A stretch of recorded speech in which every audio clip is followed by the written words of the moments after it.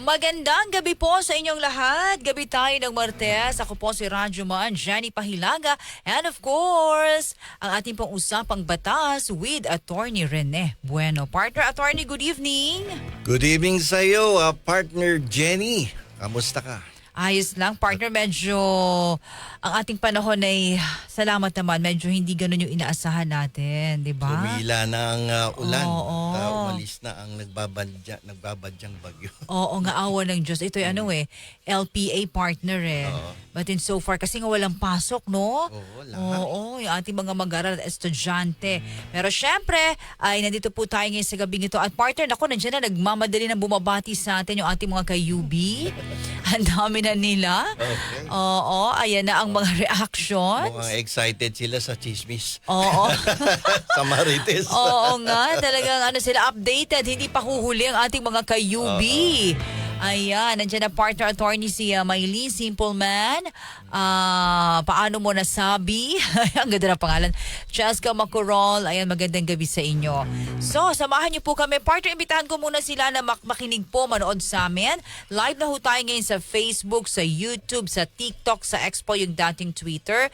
I-type lamang ang DZXL News. Mapapanood niyo na po kami ni Attorney Rene Bueno sa Usapang Batas. Pwede ko kayong mag-comment dyan, magtanong, no, partner, kung may mga gusto silang linawin sa gabing ito. Ayan. Okay, so ngayong gabi na to ay ating pong pag-uusapan yung tungkol sa napapabalitang allegedly naghiwalay itong si Derek Ramsey at si Ellen Adarna. Ooh, At tatalakayin natin kung ano ba ang mga legal na epekto ng isang hiwalayan na walang judicial order. At paano naman ang epekto kung ito ay merong judicial order o sinampang petition sa korte for legal separation. Oh. Kasi alam mo partner, yung legal separation ay dalawang klase. Ay, dalawa pala yan. Sa de facto, tsaka yung legal separation. Ay, ganun pala Parang yun, sa kasal partner. din, meron Oo. ding annulment sa civil at may annulment sa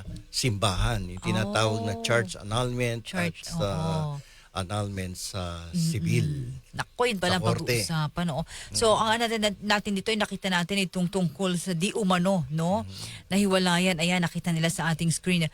Ang di umano hiwalayan nila Derek Ramsey and Ellen Adarna. So, sa ating legal, sabi nga na usapin at batas, partner attorney, itong epekto ng hiwalayan. Pero sabi mo, may mga klase pala ito. Oo. Kasi kapag magkakaroon ng legal separation, merong ibinibigay ang ating batas, no, na kung saan may 10 dahilan upang ang dalawang mag-asawang legal na kasal ay maghiwalay, no. Magkaroon ng legal separation. At yan ay may 10 dahilan nga, katulad ng repeated physical violence or grossly yung behavior ay hindi na maganda o kaya ine-encourage yung asawa or mga anak na mag-engage sa prostitution. There was an attempt on the life of another or against the other spouse. Marami yan 10 yan na legal grounds. At sa kaso ng dalawang artistang ito, dalawang sikat na artista na to, hindi natin naman sigurado kung talaga naghiwalay na. But assuming na naghiwalay nito, ang tawag dito legal separation de facto separation. Okay. Ibig sabihin ay walang intervention ng hukuman ng kanilang paghihiwalay. Assuming naghiwalay nga, no? Yung wala tayong kasiguraduhan kasi Yes, ito Atty. napakinggan at nakita at nabasa lang natin sa kay Nanay Christy Permin. Naku, talaga. Showbiz attorney. Showbiz tayo ngayon. Oo. Pero ang sabi nga ni Christy Permin ay wala pa namang kumpirmasyon kung talagang ito ay naghiwalay nga. Kinasal sila, partner, just to give you ang mga kayubi natin ng background. Last November 11, November 11 sila sa Bataan, garden wedding yun. Garden wedding. Sino kaya ang nagkasal? Kasi pag ganyang sa labas ng simbahan, sa labas ng husgado o ng opisina ng mayor, ay pwede kasing lumabas ang mayor at ikasal yan sa within his territorial jurisdiction. Ganun din ang pare, ganun din ang pastor, at iba pang allowed by law to celebrate marriage. Solemnize ng marriage. Now, pero wala naman yung pagdating sa hiwalay, wala naman kung sino nagkasal sa'yo, wala namang Ganito yan kasi kung partner. assuming na ang nagkasal sa kanila ay isang pare.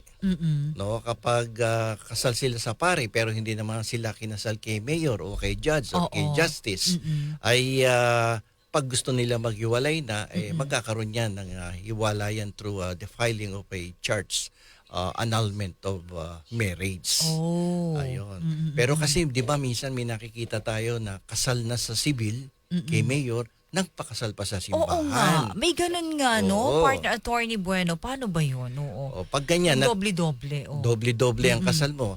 Pag kasi ganyan na sitwasyon, yung iba inuunang ipaanal yung kanilang kasal sa sibil. Kung kinasal kay mayor o kay judge o kay justice, Oo. magpapail ka ng petition sa korte para mapawalang bisa ang inyong kasal. Kasal. At may mga kanya-kanyang din dahilan upang ipawalang bisa ang inyong kasal. Pag annulment kasi valid yan until annulled. So, ibig sabihin, nung kayo ikinasal, valid yan tapos voidable yung marriage. Diba? Okay. At diyan, kapag napawalang bisa yan, pero kasal pa din kayo sa church. Kung Sa nagpakasal church. kayo sa church. Ganun Oo, pala yun, ganun partner. yun. So, pero pag nagpa-annul ka sa church, tapos kasal ka din sa Civil, oh. existing pa din yung civil wedding mo.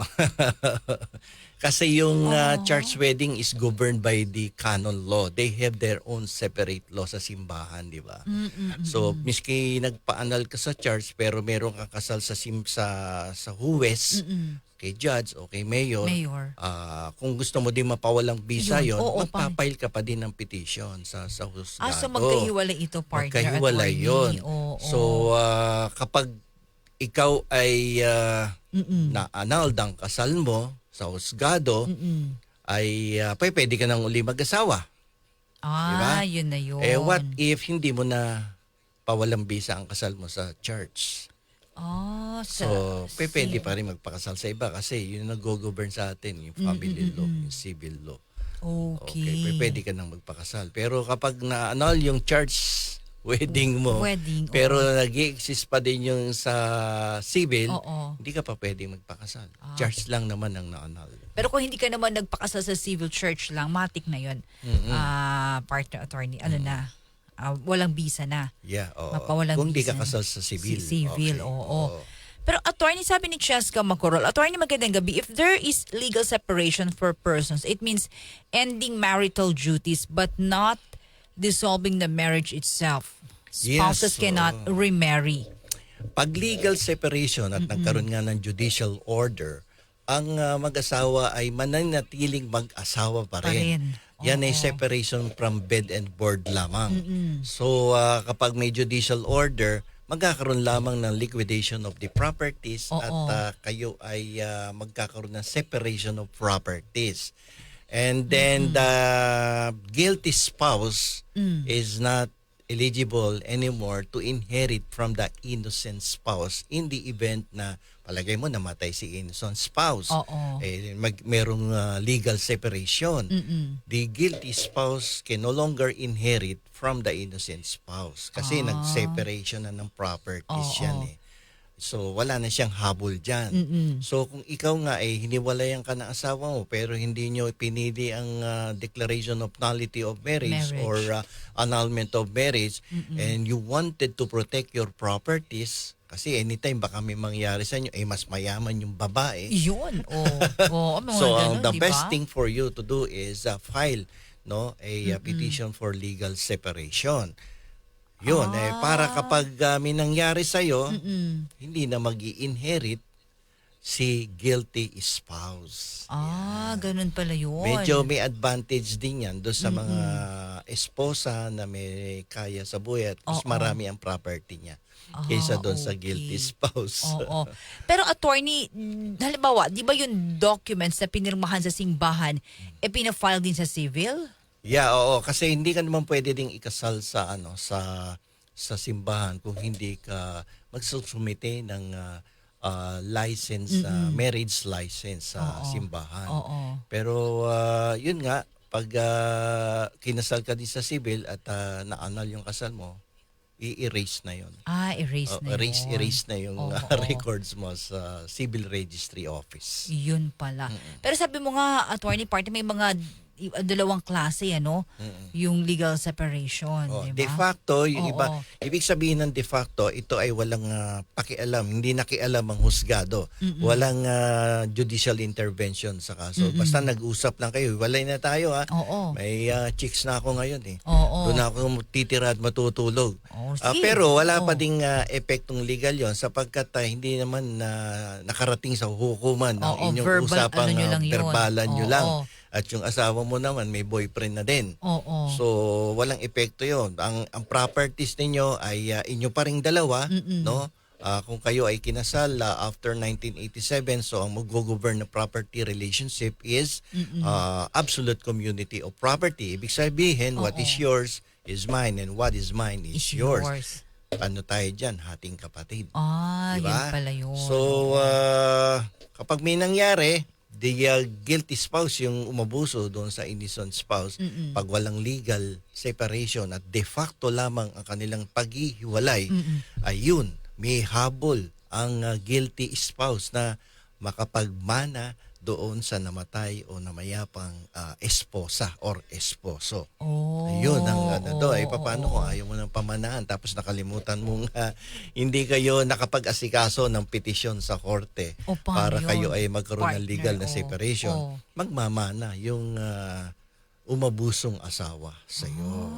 Ganun pa rin, ano? Oo. So dapat kung gusto mong proteksyonan yung properties mo at maibigay mo doon sa mga gustong magmana sa iyo, ay file ka ng legal separation kasi minsan hindi makapag-file ng annulment or declaration of nullity sapagkat hindi sila pumapasok doon sa mga sinasabing grounds for annulment, grounds for declaration of nullity of marriage. So nauuwi yan doon sa legal separation. Like for instance, kung ang mag-asawa ay palagi lamang lasing, nagkakaroon ng habitual alcoholism o kaya madalas nagdadrugs na din. Nako, yan ay lumabas nung sila ay kasalukuyang nagsasama na. At doon lang nalaman, no? Doon lumitaw. Lumitaw doon. At o kaya ay nagkakaroon ng repeated physical violence against the spouse. Hindi pwedeng annulment yan. Yan ay mga grounds for legal separation lamang. Legal separation lang. Doon pala papasok yun, partner. Oo. Dahil kasi yung iba sinasabi, lasinggero to eh. O kaya habitually talagang lasinggero o drug addict to. So, dapat mapalabas mo na that there was a concealment of the fact na talagang nagkaroon ng habitual alcoholism or drug addiction on the part of the spouse. Para siya ay pumasok doon sa ground for annulment na tinatawag na fraud o panloloko. Na kung saan before and during the marriage ay lumalabas na yung isang asawa ay itinago sa kanyang kaalaman na siya pala ay isang addict. Siya pala ay isang alcoholic o kaya siya pala ay isang lesbian or homosexual. Na maraming ganyan tayo narinig ngayon, so, partner. yan yung tinatawag na mga covered yan ng fraud under the grounds for annulment of marriage. So, pag ganon, pwede siyang pumasok sa annulment of marriage. Ayun. At sabi nito, attorney, hindi magmamana yung umabuso na partner. Paano if ang namatay ay yung umabuso? Pwede bang magmana yung partner? Attorney? Hindi na rin kasi nagkaroon na ng separation of properties doon. Oo. Yun naman. Kaya pala yung iba, no, partner, no? So, sige, kahit na verbal, mag-boyfriend ka, mag-girlfriend ka, pero tayo pa rin sa mag-asawa pa rin because of the property. Yeah, Oo. Yun pala yun. Ayan, sabi dito, ayan. Okay, kung may mga tanong sila. Sige, partner. Kaya dito sa kaso ni Ellen Adarna at ni Derek Ramsey, assuming na nag-decide silang wag naman sana mangyari, na sila ay maghiwalay na. Siyempre, itong si Derek Ramsey at saka si Ellen Adarna, parehong mayaman yan eh. No, at sila ay kinasal ng legal sa garden wedding. Yes. Okay, so paano kung isa sa kanila ay may nangyaring hindi maganda? Siyempre, yung since na walang legal separation to, the other spouse will inherit from the other spouse na umalisaw na mayapa na. So, in order for the other spouse, so kunyari, si Ellen Adarna or si Derek mayaman to eh. So, para maproteksyonan din naman niya yung kanyang mga naipon na properties, file ka ng legal separation or annulment of marriage. Yun. Naku, eto Marites si Maylin, no, sabi niya, attorney, mas mayaman po ata si Ellen. Yung pamilya niya mayaman. Yun naman. Pero ewan ko si Ellen ang mayaman o yung nanay at tatay niya. Pero si Derek ang sigurado talagang may sariling wealth, no, dahil artista yan eh. At ang daming commercials niya nung kasikatan niya. Siyempre nakaipon na yan. At may mga properties na naipon yan eh sa Tagaytay, sa other places. So yun. Palagi ko mas may kaya kung comparison ng kanilang wealth, mas madami siguro si Derek. Kasi si Ellen nakadepende pa to sa magulang. Kasi yung mayaman naman ng magulang mo, hindi pa naman iyan hanggang buhay yung magulang mo eh. Talaga si Derek, talagang simula yung pag-artista niya, kumikita siya. Malaki kinikita niya eh. Sikat yan. Ang talent fee niya mataas. Okay. So, usapin, yung property, yun pala partner, no, usapin doon. Tapos sabi mo, may dalawang sa ilalim ng nullity. Ayan. Nullity of marriage. Yung nullity of marriage, void yun from the very beginning. Talagang it is considered as hindi nag-exist yung kasal ng dalawang mag-asawa. So, hindi annulment of marriage ang ipapile mo sa husgado, kundi isang petition for declaration of nullity of marriage. Kakaiba siya doon sa annulment. Kasi ang annulment, valid siya nung ikinasal, but it is voidable. Parang ordinaryong kontrata na minsan pumapasok tayo sa kontrata, valid, pero na-discover mo, may pagkakamali, may mga grounds for annulment of the contract, yun, voidable siya. Ayun. Doon yun. Pero pagka ganun ba, partner, pag nagpakasal, wala namang doon, yung pagtimbang ng yung basihan sa church ka ba o civil ka ba? Pareho lang naman yun, partner. Hindi, iba ang batas ng simbahan sa pagdating sa relasyon ng mag-asawa, lalo na sa kasal. At iba din ang ating batas pagdating sa civil. Kasi meron nga tayong tinatawag na separation of the church and the state. So the wedding, the relationship of the spouses na kinasal sa simbahan, they are governed by canon law. While on the other hand, nung kinasal kay mayor, kay judge, kay justice, they are governed by family law. Family the civil law. code. Yan. So magkaiba sila. Yun lang naman. Ay, naku, nasabi ni Talatak, Attorney Bueno, magkamukha pala kayo ni Derek Ramsey. Talaga to si Talatak, no? Ayan. Huwag may mga tanong kayo, ha, sa ipinapaliwanag po ni partner Attorney Rene po. Sige, mag-comment po kayo para mas malinawan nila, no, partner. Kaya lang, dito, Attorney, mas mahal nga lang, di ba? Pagka nullity of marriage. Or annulment of marriage, very expensive yan. Correct. Depende pa sa abogadong iyong kukuhanin. Kasi magastos yan. Kaya nga kinakailangan na nga dito sa ating bansa na magkaroon na ng legal na diborsyo. Diba? Sabi nga natin ng mga ating mga nakaraang topic, tayo na lamang ang bansa na walang diborsyo, including Vatican at Philippines ang walang diborsyo. So kinakailangan siguro magkaroon ng legal divorce in the Philippines kasi yung mga ganitong klaseng relasyon ng mga mag-asawa hindi na nagkakaintindihan, away na ng away, no, nagbabatuhan ng mga baso at plato. Lumilipad. Parang may UFO sa loob ng bahay. Hiwalay, so, hiwalay. Tapos nakikita ng mga maliliit na anak.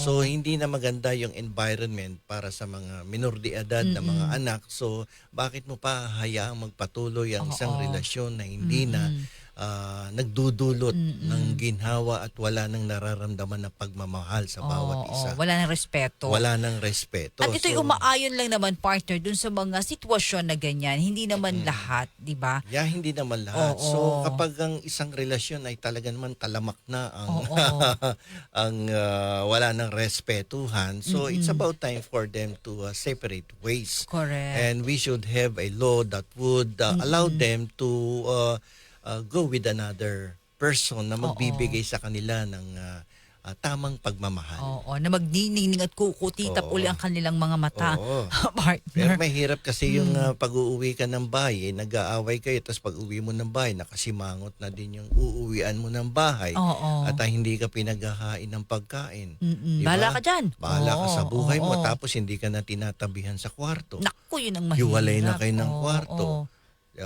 Wala nang saysay ang isang relasyon Oo, kapag oo. gano'n. Yun naman ay doon lamang. Oo, doon lang naman. Depende naman. Oo. Pero kung if you have a good relationship naman at talagang may love and respect, ano yun, okay yun, di ba? Oo, kasi ang ating batas sa ilalim ng Kodigo Sibil at sa family law ay talagang kinoconsider nila ang ating kasal, no? Ang ating relasyong mag-asawa ay talagang protektado yan ng ating batas. Oo, At hindi oo. basta-basta dapat paghihiwalayin.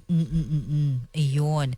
Kasi nga, di ba, yun nga, attorney, ano sabi ni Tal Attack?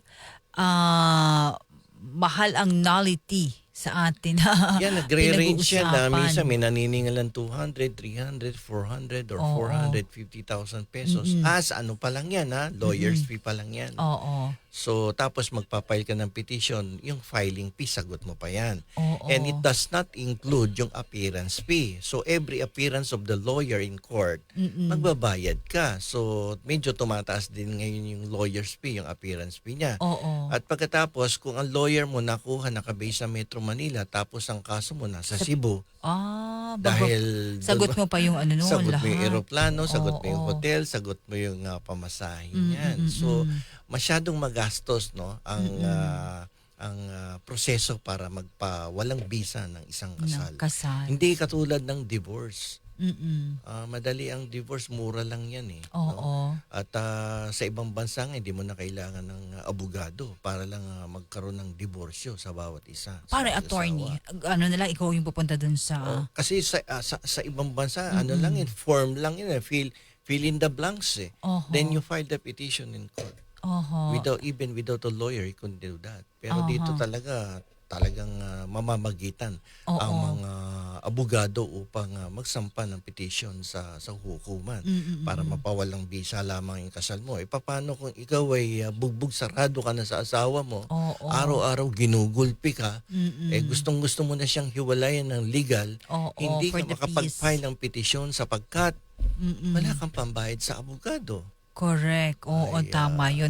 Kaya nga sabi ni Rose Pablo, Attorney Bueno, agree po ako sa inyo, maghiwalay na lang kaysa lagi pong nagbabangayan. Oo naman, Oo. kasi maraming epekto yung psychological, no, yung emotional, yung mental health mo, apektado eh. Oo. So to avoid yung maging grabe ang sitwasyon, it's better to part ways at mag-file na lang ng petition. Kung hindi makapag-file ng petition because of lack of sufficient budget Oo. or to hire a lawyer, mag-de facto separation na lang kayo. Kasi kung wala namang properties na pinag-uusapan, de facto, yung ibig sabihin, walang intervention ng ating hukuman.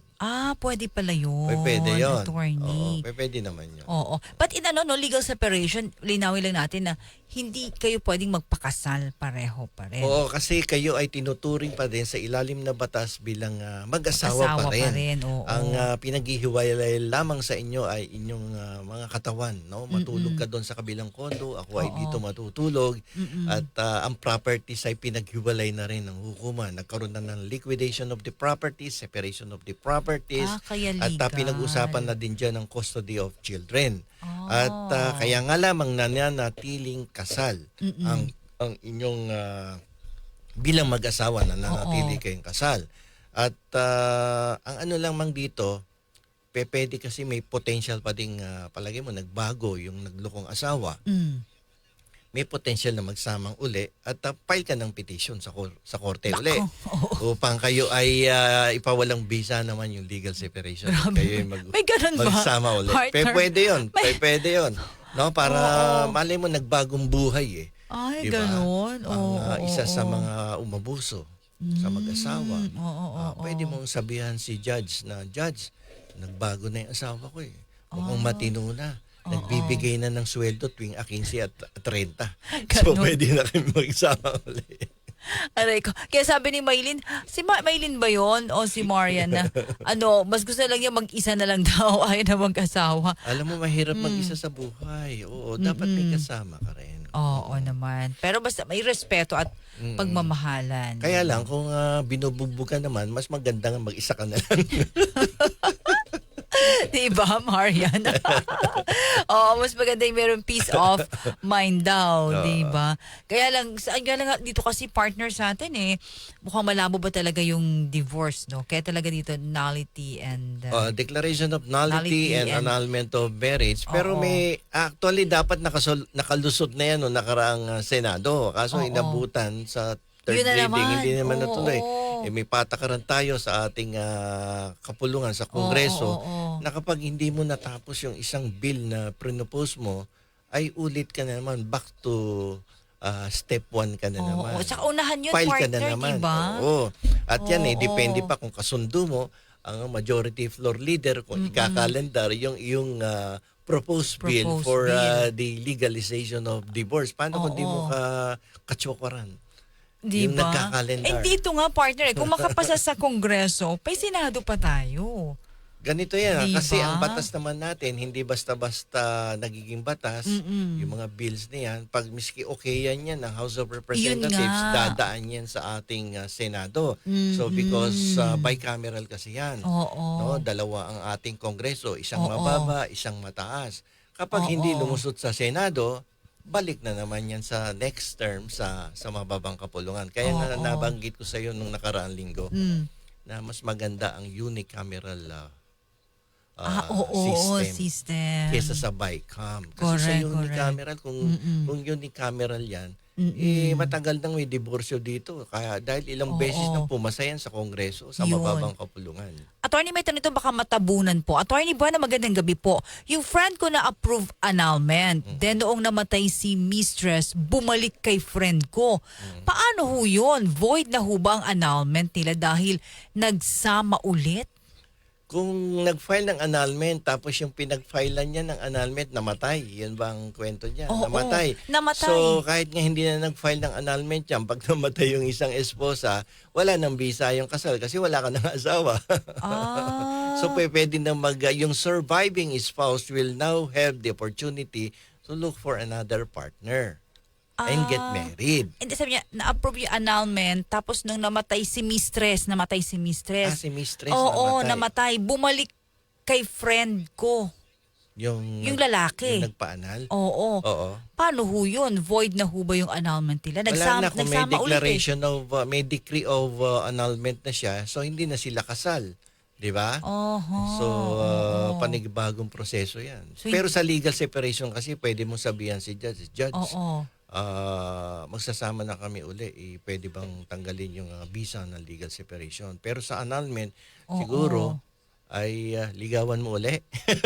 Ganon? Dati mo asawa. Pero dapat hindi pumasok doon sa mga grounds na ginamit mo doon sa annulment of marriage. Sabi naman ni Mari Nanale, Attorney Buena Ranjo Manjen, 15 years going 16 years na po akong hiwalay 15. sa asawa. Going 16 years, nasanay na daw siyang solo sa buhay. Pero hindi pa rin siya pwedeng mag-asawa ulit, di ba? Oo, kung hindi pa rin nagfa-file ng ano. Hindi pa, kung yun nga yung sinasabi ko kanina, kung de facto separation, ibig sabihin walang judicial intervention. Hindi ka nag-file ng petition sa hukuman. So, kasal ka pa rin. Kahit 15 taon, 30 taon kang hiwalay sa asawa mo, ang kasal ay mananatiling valid and binding sa inyong dalawa. So kapag ang isa ay may kaya o maraming ari-arian pagkatapos na dedo, abay kahit 35 years pa kayong maghiwalay, merong karapatan ang surviving spouse na magmana doon sa namaalam na asawa. Yun pa rin yun. So, kinakailangan mo talaga mag-file ng separation. Yun naman, ayan. So, sabi ni, sa totoo lang, kahit maligalig daw po, ito ang bagay na nag-agree kami, hiwalay ang religion sa batas. Divorce kasi will protect and strengthen the family, not the other way from tal attack. Yes. That's a May good separation of opinion. church and the state. Kaya dito sa atin, mas parang nananaig partner attorney ang ano pa rin ang church, di ba? Because kaya most lang, of us miski kasi, annulled ka sa church mo, pero kung may kasal ka pang valid sa civil, kasal ka pa rin kahit may church annulment ka. Because it is the law on family law that will govern here. Separate church and the state. Pero papasok naman yan, partner attorney, sa NSO, di ba? National Statistics Office naman. patatanggal mo yun kapag nagkaroon ng decree of annulment sa civil Ikaw wedding. na, Papatanggal yun. yun. So, pabubura lahat yun. So, hindi ka nakasal. Oo. Iba yung sa church wedding. That is governed by canon law. Canon law naman. Canon law yun. Pag napabura mo naman yun, pwede ka na uling magpakasal. Iyon. Ang hindi mo lang magagawa kapag hindi mo napaanal yung church sa wedding mo, hindi ka pwedeng magpakasal uli sa church. Although, ano ka na, annulled na yung kasal mo sa civil. Ayun. Ang sabi ni Angela, nagsama ho sila, umuwi kay girlfriend. Parang labas ho nila, live-in. Buti na lang ho walang anak si Mr. kay Mistress. Yun pala, no? Ang Pagdating problema sa niya, ganyan. pag nagkaanak, yun lang. yung anak oo. niya, yung magiging entitled doon sa mga properties ng ama. Yun. Marami talaga may ganitong problema sa atin, no? Hindi Naku, lang sang katutak yung mga ganyang kaso sa ating hukuman at yung mga nakakarating sa Supreme Court, yung hiwalayan tungkol sa nagkakagulo yan pagdating sa properties, sa inheritance, nagagawa niyan. Lalo na kung maraming mga no? Yung mga partner. mistress, lumilitaw yan kung naanakan sila nung namayapang doon may lalaki. karapatan. Kasi inihahabol niya yung karapatan ng batang bastardo. Yun, kasi pwedeng magmana yun sa kanyang ama. Yun. Sabi ni Adniel, Attorney Bueno, paano po kung may legal separation na naka-file pero yung babae hindi nakikiko-operate? Paano ang kaso? Kasi may hearing yan di ba? Sa hukuman. Dapat mapatunayan nila na yung ginamit nilang dahilan para i-grant ang kanilang petition for legal separation ay genuine ground yung ginamit nila. Kasi yung iba gumagawa lang ng usap-usapan Oo nga. Katulad niyang yung physical violence against the spouse. Kung isang beses ka lang naman sinaktan tapos nag-file ka na ng legal separation, hindi pwede yun. Ang sabi ng batas, there must be repeated physical violence. So, paulit-ulit talaga na parang hindi mo na pwedeng i-correct. Naging habit Parang na. ginawa ka ng punching bag. Kaya sinabi diba, mo, partner? yung asawa ko, ano yan alcoholic na yan araw-araw na lasing. lang, So pero kung isang beses lang naman umiinom sa loob ng isang buwan tapos pinailan mo ng legal separation, hindi naman pwede yun. So it must be habitual. Palagi. Sabi ni Joe's Concept, Attorney Bueno, meron pong religion may tinatawag na bawing kasal ang isa pero pwede silang magsama. Kinikilala ng batas pero bawal silang magpakasal hanggat hindi divorce. Sabi Sa ni Joe. religion? Sa religion. That's naman for... Ibang usapan yan. Depende sa custom, tradition, saka doon sa batas ng religion na yan na sinasabi niya. Sabi ni Marna Nale, Attorney, komplikado po pala yung nagpakasal sa civil at nagpakasal ulit sa church. Magastos na nung nagpakasal, mas magastos pang maghiwalay legally. Marimar. Kaya bago kayo magpakasal sa simbahan at sa civil, mag-isip-isip muna kayo ng 10 beses. Talaga. Kapag at mamaya na bigla lamang kayo tapos maghihiwalay super gastos yan.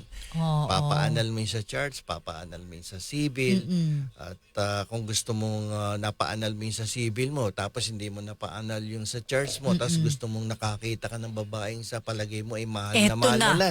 Parang eto na pala. The one. Diba? Ang gusto ng babae, pakasalan mo siya sa lahat ng simbahan. Kaya lang hindi mo siya mapakasalan dahil yung church wedding mo sa una mong asawa, hindi mo napaanal. So another process. Talagang, Magpapail ka. mahirap pala attorney partner, no? Kaya talagang kailangan pag-isipang mabuti. So hindi basta-basta nagdidesisyon pagdating sa relasyon. Yun. At yan. Kasi panghabang buhay yan. For life yun, di ba? Bisa kung maghiwalay naman kayo, at gusto nyo lumigaya at hindi naman kayo walang kakayahan kasi mahal din attorney, partner, talagang mananatiling mag-asawa. Oo, yun ang Oo. magiging resulta niyan. Pero kung verbal naman, may usapan kayo, sige, mag-boyfriend ka, mag-girlfriend ka, pwede naman yun, partner. Usapan nila yun, pero under the law, hindi naman allowed yun. Oo. Pero parang delikado rin kung may mag-file ng Kasi kapag may adultery. asawa ka, pwedeng sinabi, nag-usap kayo, tapos nakikisama ka na sa ibang babae, Oo. sa isang bahay, Live-in tumitira, na. you will be held liable for concubinage. O, yun nga, Tapos yung partner babae eh. naman, ganun din, magkakaroon Adultery. din siya ng liability, criminally liable din siya. Oo. Dahil yun ay pinagbabawal ng batas. So, sasabihin nyo, hindi, may usapan kami. Hindi pwedeng manaig ang inyong personal na usapan kapag ganyan ang sitwasyon ninyo, sapagkat yung ganyang klaseng pagsasama na habang kayo ay kasal, nakisama kayo sa ibang tao, yan ay mahigpit na ipinagbabawal ng ating batas. Uy, pero partner ha, ang dami naman siguro may ganyang kaso ngayon.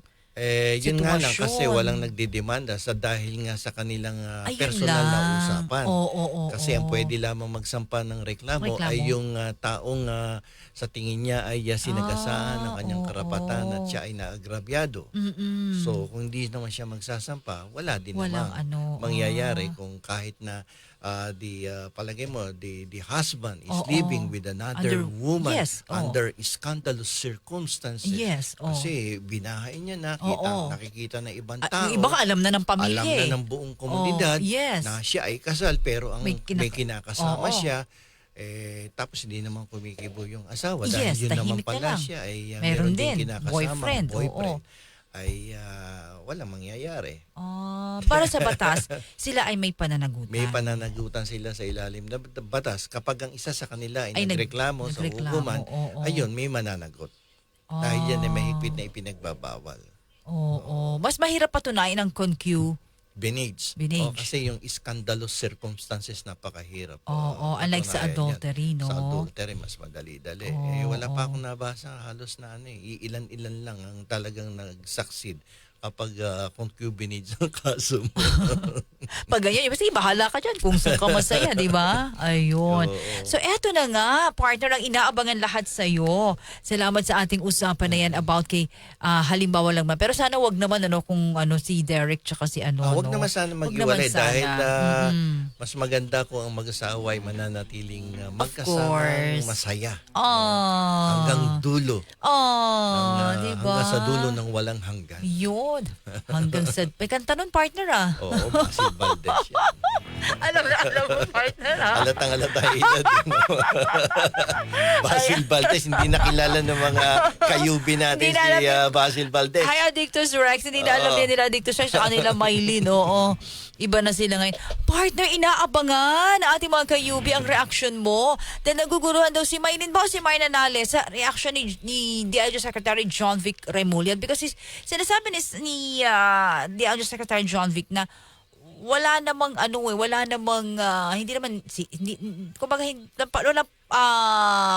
problema o hindi naman naging issue yung pagkaka-relieve kay General Torre.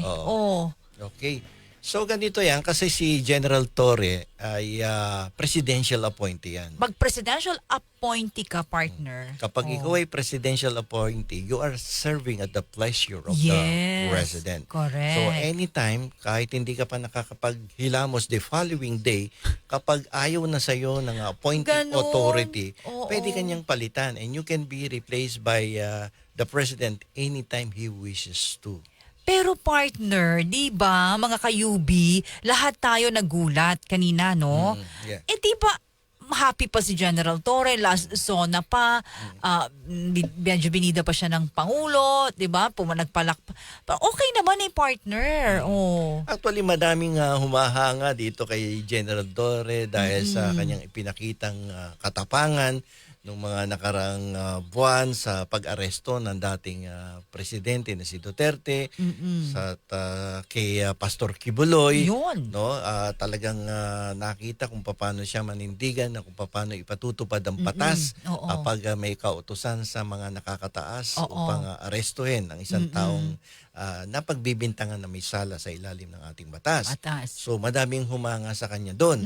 At kaya nga lamang kaninang umaga ay nagulat ang halos sa lahat ng netizens. Grabe, the media. Ito pa rin tanong sa'yo, Attorney Bueno, naguluhan po kasi ako, sabi ni Secretary John Vic, niya dapat mangibabaw ang batas pero wala namang nilabag po. Ganito yan. Oo. Whether or not may nilabag na batas si General Torre, Oh. he can be replaced anytime by the President.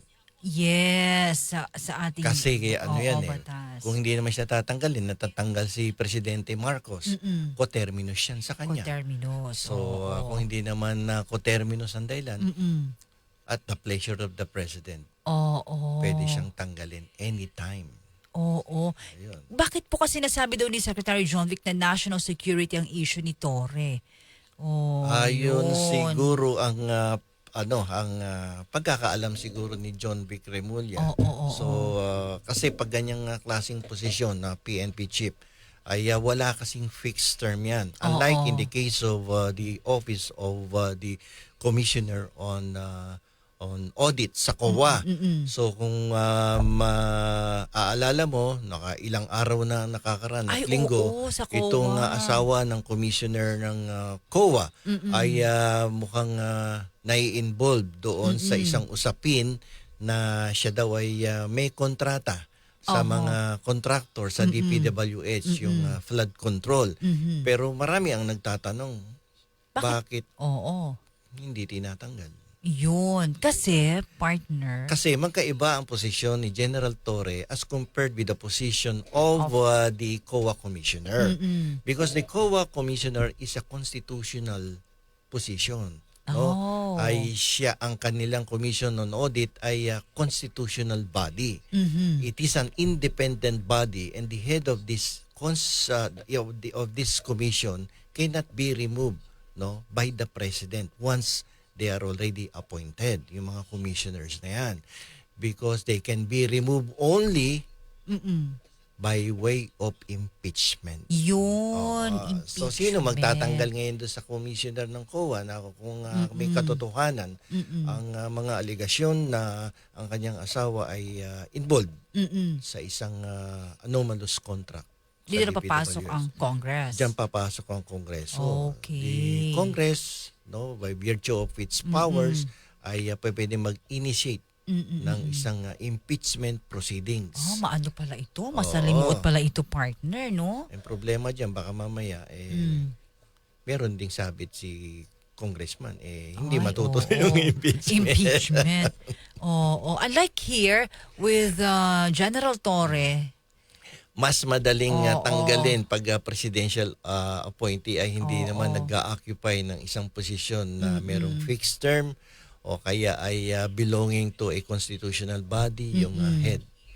Mahirap pag nasa constitutional body yung isang pinuno o kaya may fixed term. Katulad niya, kung in-appoint palagay mo si Torre as a Commissioner of Social Security Commission, SSS, may fixed term yan 3 years ng 3 years.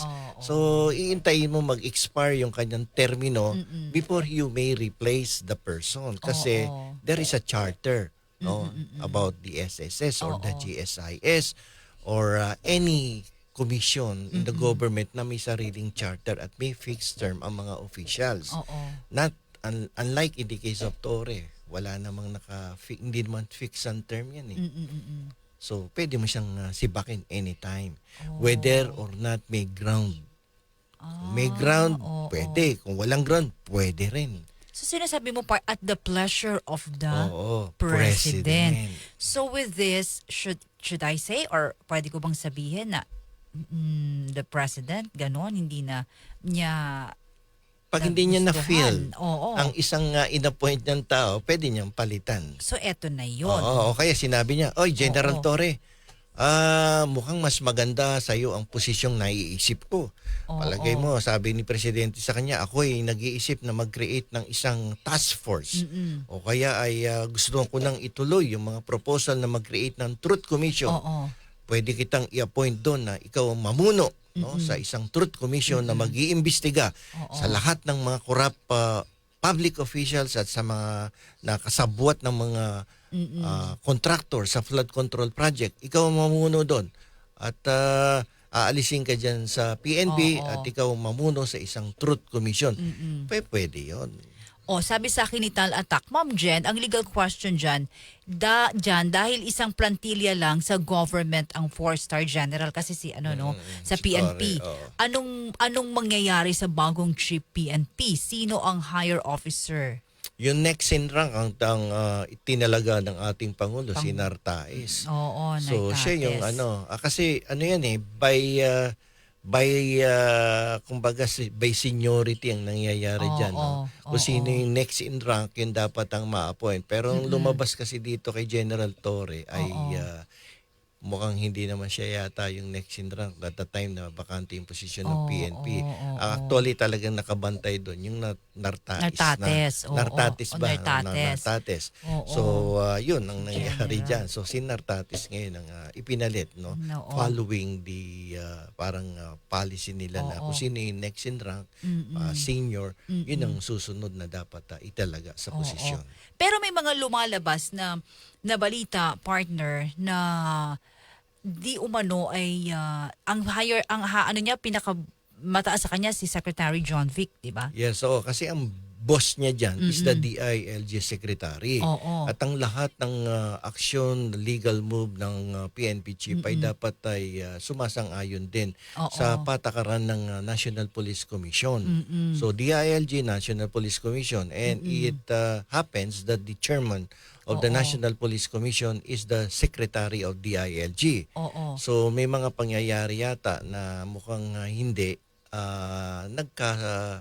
nagkasundo o hindi naging consistent ang kanilang mga patakaran sa isa't isa. So siyempre being the head of DILG and the National Police Commission ay may karapatan ng sekretaryo na sabihan ng presidente, Mr. President, mukhang hindi sumusunod sa akin ang aking PNP chief. Baka pwede mong sabihan. At kung hindi susunod, ay baka pwedeng palitan na natin to. So may boses kasi yung DILG secretary dito. Being the head. So yun naman yung mga iba din na umiikot na istorya, no? Partner with this na. Pero sana sabi nga ni Maylene, wala sanang, yung sabi niya, ang truth is politicians are king. Yung walang mahaluan ng politika. Diba? Hindi mo pwedeng sabihin na hindi mahaluan ng politika ang isang taong inappoint ng presidente sa isang government post. Because ang nag-appoint sa iyo ay isang politiko. At yan ang problema sa gobyerno. Kapag ikaw ay nakainggitan, merong nagselos at merong hindi natuwa sa iyong appointment, bumilang ka ng ilang linggo, ilang araw at ilang buwan. Sigurado yan may lalabas na intriga. Okay. Last question, partner, because 9:51 na. Ang sinasabi ay di umano ay sa NBI, National Bureau of Investigation, ganyan, si General Torre. Pero may mga nakita akong balita lang ngayon, kagaya din sa ating isang radyoman, may mga qualifications O mukhang hindi magka-qualify si General Torre as Director of the NBI because akala ko nga ay abogado to si Torre, hindi pala Kasi marami ding general na abogado Pero kung ngayon napag-alaman natin na hindi naman pala abogado to si General Torre, so he will not qualify as Director of NBI. Dapat kasi And then even though na NBI lawyer siya, kinakailangan pa din ng long practice of law para mag-qualify ka as NBI director. So with that, medyo malabo na siya ay italaga ng presidente sa NBI kasi nga nag-resign itong si Santiago. So saan kaya, no? Unless otherwise bumuo ng isang task force o komisyon na may similarity ang function sa kanyang ginagawa as PNP chief o kaya about corruption na tutulong sa presidente na sibakin lahat itong mga corrupt officials. Oo. Pwede yun. Anytime naman the president can issue an executive order Ayun creating a task force, creating a commission, Oo. ad hoc committee, lahat yan. Pwedeng gamitin ng presidente yan na kung may gusto siyang ilagay na tao upang supili ng corruption sa ating bansa. And that is allowed under the revised administrative code of the Philippines and also under the Constitution, the president has the power to Yun. create a commission or task Oo, kasi force. kanina sa news natin, partner, nagsalita si Senator Amy Marcos, sabi niya na hindi daw siya nagkulang na paalalahanan. Si Torre. Si Torre, dahil nga, yun, mga desisyon na ganyan, baka mabigla-bigla. Ayan There was a news article na sinasabing na gumagamit ng blinger si Torre kapag nasa kalye. No, ang allowed lang diyan ng presidente. So kung totoo man o hindi, kung totoo ay parang display of parang maabuso, something like that. Something like that. Oo. Pero nakakalungkot lang, partner. Nakakalungkot. No? Magaling siya. Kaso politika yan. Hindi mo maiwasan yan. Pag And sabi mo nga, at the pleasure of? the president. Oo. Ang ganda lang naman sana ng ano niya, no? Okay na, partner. Ang ganda ng no? pasok niya sa PNP actually, no? Lalong-lalo na, no? Actually, impress sa kanya si Presidente during the SONA. Diba? Ang Tumayo ganda ka. ng pagkaka-introduce sa kanya sa SONA. At bilib na bilib sa kanya. Pero ito, dumating bigla ang isang araw na sinibak na lang bigla. Nagulat tayo.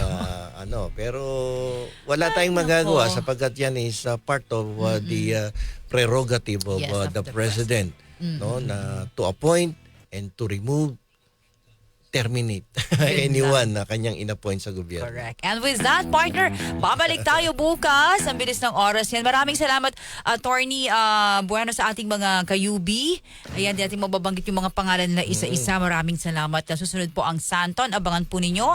So, bukas po ulit abangan niyo po kami. Ako po si Rajuman, Jenny Pahilanga. Ako po ang inyong lingkod, si Attorney Rene Bueno, at tandaan po, ang may alam sa batas, may kapangyarihan. Ito po ang inyong lingkod. Muli, Attorney Rene Bueno. Hanggang bukas sa Usapang Batas. Oras!